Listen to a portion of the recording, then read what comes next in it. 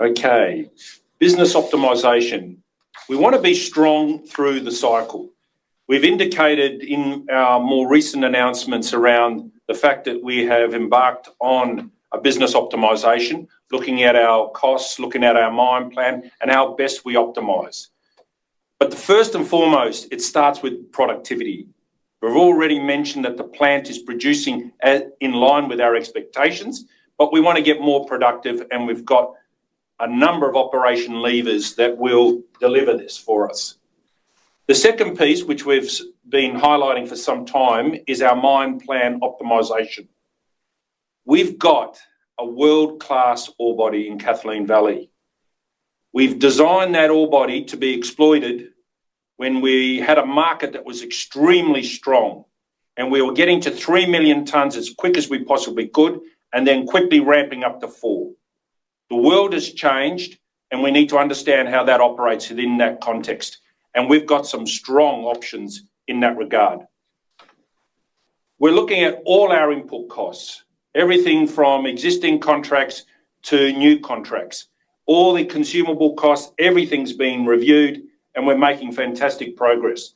This is a systemised, well-organised focus on all key drivers of operating costs in the business.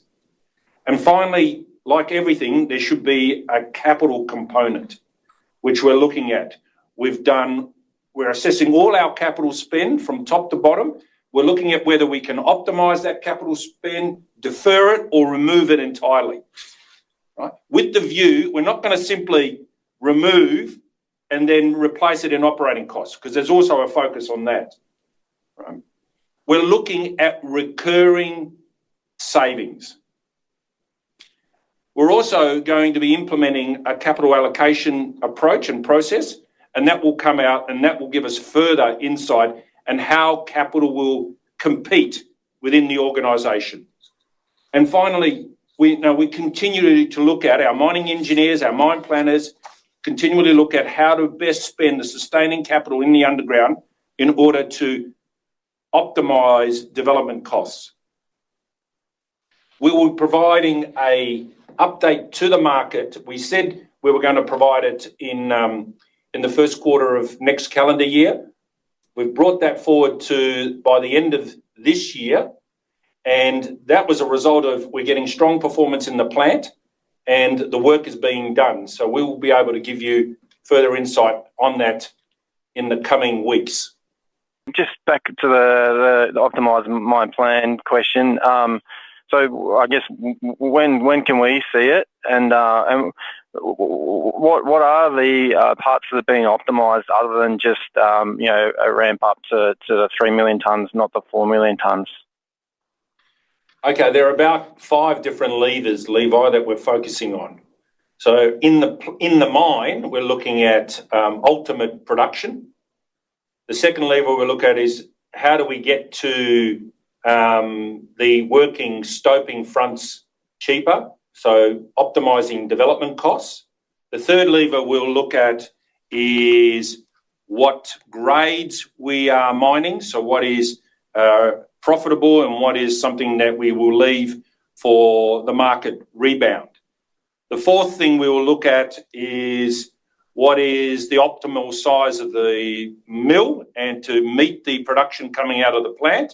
And then finally, as we've spoken about, what concentrate grade do we produce? Given our customers produce around 5.3 to 5.5, some of them produce 4.5.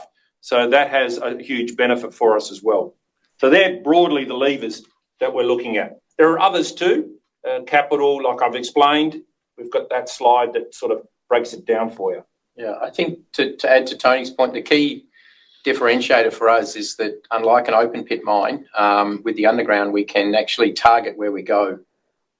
Whereas an open pit, you've got to come from the top and work your way down and mine a lot of waste, and you don't really have many options other than sort of diving down and grabbing a bit of cheeky ore, but you've still got to come back and pull the waste down to get to it. But with an underground, we can have a very targeted approach to chase both grade and tonnes per vertical metre, which is a key driver for the underground team and a key, I guess, advantage of our mine plan, especially from an underground perspective. And I think the tonnes per vertical metre is very important, right? We want to be able to keep those jumbos fully utilised, 100%. So our mine plan going forward is all around maximising and maxing out the equipment utilisation. That's the first thing. The second thing is, by going as hard as we have on both the open pit and the underground, to get to 3 million as quick as possible and then ultimately to 4, we invested in a tremendous amount of infrastructure up front.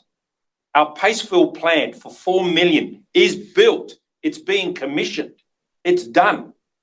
Our ventilation system has been, there's a lot of thought going forward. It's being put in today. So the main vent draft is going in, and we've already done the decline drafts to provide ventilation down to over 100 metres. So there's a lot of stuff that we've done up front that we can now lean on in order to optimise the plan if we decide to pivot a new way.